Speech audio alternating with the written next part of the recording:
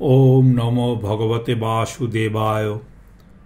শ্রীমদ্ ভগবদ গীতা সপ্তদশ অধ্যায় শ্রদ্ধাত্রয় বিভাগ যোগ। আজ পর্ব 195।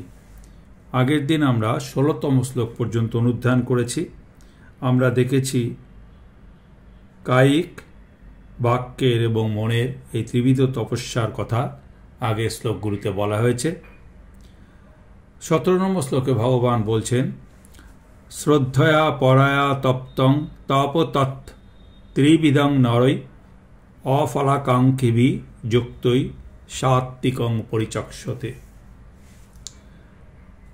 অর্থাৎ ফলাকাঙ্ক্ষা শূন্য ও একাগ্রচিত্ত ব্যক্তি কর্তৃক পরম শ্রদ্ধার সঙ্গে অনুষ্ঠিত সেই পূর্বোক্ত ত্রিবিধ তপস্যা সাত্ত্বিক তপস্যা বলে কথিত হয়। একটি বিশেষ দৃষ্টিভঙ্গি নিয়ে বা ভাব নিয়ে যখন এই দৈহিক, বাচনিক ও মানসিক তপস্যা করা হয় তখন তাকে সাত্ত্বিক তপস্যা বলা হয়। শ্রদ্ধা পরায়া তপ্তম, অর্থাৎ পরম শ্রদ্ধার সঙ্গে এই তপস্যা অনুষ্ঠিত যদি হয়। কিরকম শ্রদ্ধা? সেই শ্রদ্ধায় যেমন একদিকে নিজের প্রতি বিশ্বাস থাকে, তেমনি জগৎ ও জীবনের সত্যের প্রতি অটুট আস্থা থাকে। একেই শ্রদ্ধা বলে। শ্রদ্ধার সংজ্ঞা দিতে গিয়ে শঙ্করাচার্য বলছেন, শ্রদ্ধা হল আস্তিক্য বুদ্ধি, অর্থাৎ সামগ্রিক ইতিবাচক দৃষ্টিভঙ্গি। নেতিবাচক মানসিকতা নিয়ে চললে যেমন সুখী হওয়া যায় না, তেমনি প্রাণে উৎসাহ আসে না, তখন হতাশা পেয়ে বসে আমাদের। কিন্তু ইতিবাচক মনোভাব আমাদের আনন্দে রাখে, উদ্বুদ্ধ করে।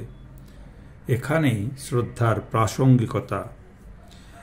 একটি মন যা ইতিবাচকভাবে পরিপূর্ণ, পরায়া মানে পরম, শ্রদ্ধায় অর্থাৎ শ্রদ্ধার সঙ্গে, তপ্তম অর্থাৎ এই তপস্যা যদি অনুষ্ঠিত হয়, এই 3 রকমের তপস্যা যেটা আগে বলা হয়েছে, শরীরের, বাক্যের ও মনের,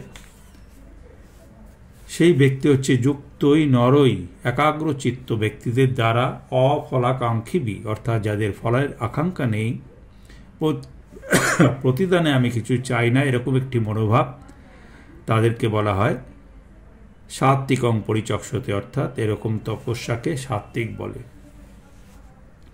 সৎকার মান পূজার্থং তপদম্ভেন চৈব যৎ ক্রিয়ত তদীয় প্রক্তং রাজসং চলং ধ্রুবম। সৎকার, মান ও পূজা পাবার জন্য দম্ভ সহকারে বা খুব খটা করে যে তপস্যা অনুষ্ঠিত হয় এবং ইহলোকে যার ফল নিতান্ত অনিত্য অনিশ্চিত, তাকে রাজস তপস্যা বলা হয়। সৎকার অর্থাৎ সাধুবাদ, ইনি একজন বড় তপস্বী, এরকম প্রশংসা পাওয়ার যে বাসনা।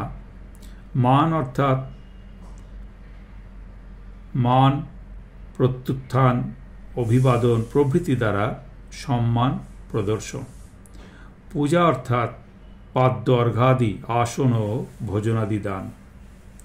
এগুলো লাভ করার জন্য যে তপস্যা অনুষ্ঠিত হয়, সেই তপস্যায় আধ্যাত্মিক উন্নতি বা পারলৌকিক কোনো ফল হয় না, ইহলোকে হয়তো সামান্য প্রতিষ্ঠা মাত্র হতে পারে। এই তপস্যাকে রাজসিক তপস্যা বলা হয়। মৌরগ্রাহেণ আত্মন যৎ পীড়য়া ক্রিয়তে তপ পরস্য উৎসাদনার্থং বা তত্তামসমুদারিতম। ভ্রান্ত ধারণাবশত নিজের শরীরের পীড়ার দ্বারা অথবা অন্যের সর্বনাশের জন্য যে তপস্যা করা হয় তাকে তামসিক তপস্যা বলা হয়। কোনো কোনো মানুষ তামসিক তপস্যা করে, তাদের ধারণা ভ্রান্ত।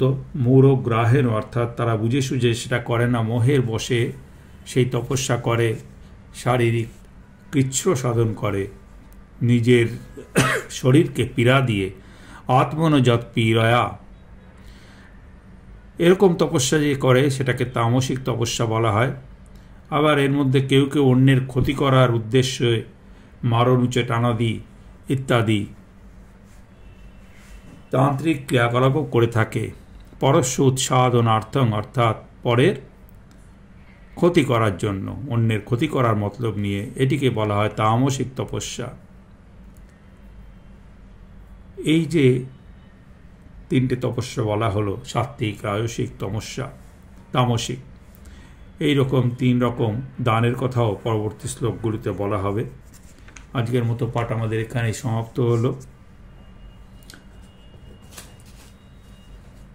গঙ্গা, গীতা, সাবিত্রী, সীতা, সত্তা, পতিব্রতা, ব্রহ্মাবলী, ব্রহ্মবিদ্যা, ত্রিসন্ধ্যা, মুক্তিগেহিনী, অর্ধমাত্রা, চিতানন্দা, ভবগ্নিভ্রান্তি নাশিনী, বেদত্রয়ী, পরানন্দা, তত্ত্বার্থ জ্ঞান মঞ্জুরি। গীতার এই 18টি নাম জপ করলে জ্ঞান, সিদ্ধি এবং পরম পদ প্রাপ্ত হওয়া যায়। ওম শ্রীকৃষ্ণায় অর্পণমস্তু। হরি ওম তৎসৎ।